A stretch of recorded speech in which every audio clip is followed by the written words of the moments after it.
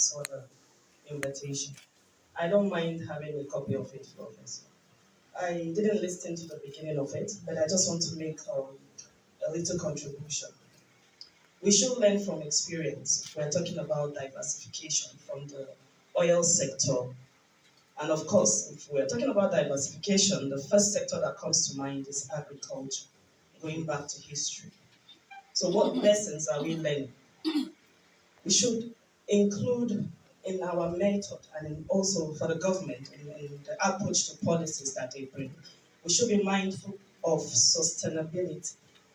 That's considering soil degradation, the quality of soil, or erosion that most states are actually confronted with. I am not too familiar with the Greenland, but from the name, I could tell that it's all about sustainability. So, in diversifying to whatever sector, either agri or mining, climate change should also be a consideration. That's how sustainable are the methods, and what are the policies? What policies are government bringing in order to ensure that we do not, in the process of trying to meet needs at the same time, impact certain policies that would affect the well-being of people. Again, we know what is happening in the South.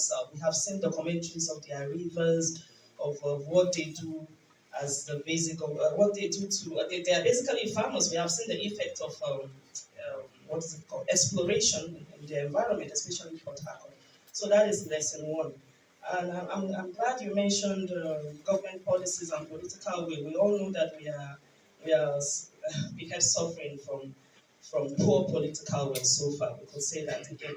But I think regulation is another important key factor with what is currently happening. I'll give you an example. In Kogi State now, it's on the headlines every day on the news about Dangote and what is happening. So as we are encouraging investors, we should not also be desperate and be too should I say friendly with the policies we give them, with the tax whatever we give them, so that I mean they cannot do without us in terms of population, in terms of natural resources that we have. So as we try to encourage investors to come in, I think regulatory bodies should also be proactive in their policies and actions. That's just the 2 points I wanted to add. Thank you.